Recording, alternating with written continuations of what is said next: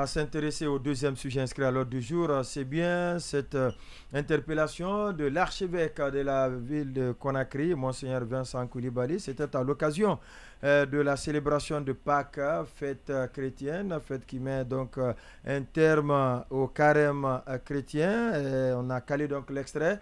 Si il est prêt, on va aller avec la régie. Écoutez, cependant donc de l'intervention de Monseigneur Vincent Coulibaly. Après, on se retrouve pour commenter. Frères et sœurs, pensons ici que notre fête de Pâques coïncide cette année avec 3 événements majeurs en Guinée, notamment la flambée des prix de denrées de première nécessité, les pénuries de carburant et les délestages électriques. Je saisis cette occasion solennelle pour inviter respectueusement le CNRD et le gouvernement à continuer à prendre les mesures d'accompagnement appropriées pour le renforcement de l'accès des populations aux services sociaux de base, à la distribution équitable de la richesse nationale et le respect des droits de l'homme. En invitant tous les acteurs sociopolitiques à accepter de s'asseoir autour de la table et débattre de toutes les grandes questions d'ordre politique, social et économique du pays. Je demande humblement au CNRD et au gouvernement de créer toutes les conditions idoines pour l'inclusion et la participation de tous à ce cadre permanent de dialogue pour la consolidation de la paix en Guinée, en respectant leur engagement en vue de la parfaite réussite de la transition et mettre fin aux actes de violence et aux manifestations violentes émaillées de destruction de biens publics et privés et de perte de vies humaines. Ensuite, je m'adresse spécialement à notre jeunesse pour une utilisation rationnelle et responsable des réseaux sociaux en raison de nombreux scandales qui secouent notre pays et affectent nos bonnes mœurs. Vous écoutez On refait le monde, votre rendez-vous quotidien de décryptage de l'information sur Joma Media, et vous faites bien. Voilà, c'était à l'instant Monseigneur Vincent Coulibaly, archevêque de la ville de Conakry. Oui, secrétaire, qu'est-ce que vous retenez de cet extrait? Une interpellation à la fois à l'endroit du CNRD, à l'endroit également des acteurs sociopolitiques et même de la jeunesse. Hein? Oui, je pense que c'est un discours qui est adapté à la réalité ou au contexte. Même si on n'a pas l'intégralité du discours, même s'il y a des éléments dans l'extrait qu'on n'a pas entendu, mais je suppose quand même que c'est un discours qui est véritablement contextualisé. Ouais. On est dans un système, on ne peut pas, si vous voulez, prôner la paix, la quiétude sociale, la cohésion sociale, sans pour autant quand même dire ces quelques vérités qu'il a évoquées dans son discours. C'est une évidence. Je pense que c'est vraiment une évidence. La situation, elle est pareille partout. C'est les mêmes réalités que les musulmans sont en train de vivre, que les chrétiens aussi traversent.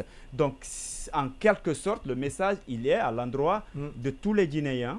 Et en plus des autorités et du CNRD, c'est vraiment un message qui devrait pouvoir attirer l'attention, qui devrait servir, qui devrait normalement servir de bouclier pour permettre non seulement au CNRD de revoir un peu ces différents aspects-là. Mais dedans, je crois, il y a, certes, on va parler de la conjoncture économique et tout, notamment le carburant, dessert en électricité et tout ce qui s'ensuit. Mais l'aspect politique, vous savez, le plus souvent, les religieux, ils sont beaucoup plus méfiants.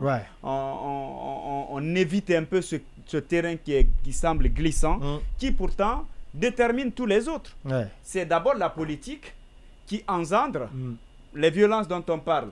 C'est lié à la politique ou c'est lié aux décisions politiques. Le délestage électrique, c'est une décision politique, c'est un système de gouvernance.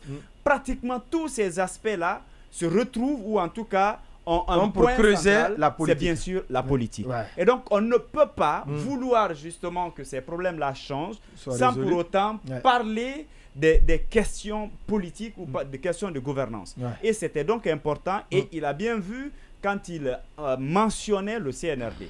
Parce qu'on pouvait simplement se limiter au gouvernement, aux autorités. Mais on sait que le CNRD, c'est quand même le moteur de cette transition. L'organe central. Donc, lorsqu'on doit parler de la gestion et d'orientation. De l'organe de gestion et d'orientation. Et donc, c'était vraiment important d'interpeller.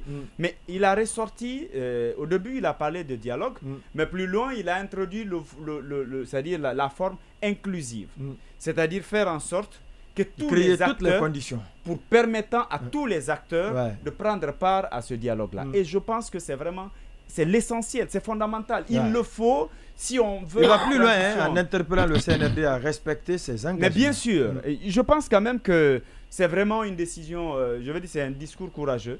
Il est important parce qu'après, quand ça arrive à un niveau, ce sont les religieux qu'on interpelle, qui viennent pour soit régler, un sapeur-pompier, pour discuter, pour rapprocher les positions, parfois même pour s'appuyer ou imposer, en tout cas leur autorité pour l'intérêt supérieur de la nation, pour qu'il y ait la paix. On a vu dans certains pays, quand les religieux parlent, je veux dire que ça passe comme si c'est le cas du Sénégal. Mais bien évidemment. Sénégal, et donc dans Congo, notre Kinshasa, pays, il faut qu'on arrive là. Avant aussi au Burkina.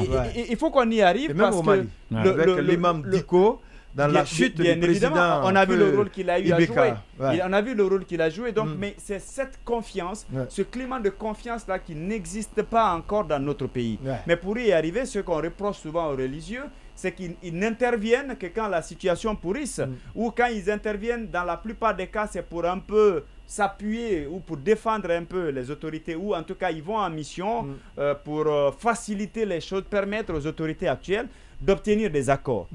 Il faudrait qu'on aille au-delà, comme il l'a fait, à un moment donné, qu'il y ait de l'alerte, qu'il y ait, qu'on interpelle et qu'on dise les choses telles qu'elles sont, sans vraiment avoir peur des autorités. C'est ce qui est en train d'être fait et je pense qu'à l'arrivée, ça pourra permettre, même les imams aussi doivent emboîter les pas et comme ça là, si on doit les demander de s'impliquer, les autorités sauront qu'en amont, ils doivent être capables de dire à ces religieux, ce que vous nous avez dit, on l'a fait, on a rempli notre part du contrat. Mais si ce n'est pas le cas, ils vont se gêner, elles vont se gêner plus tôt et c'est vraiment important.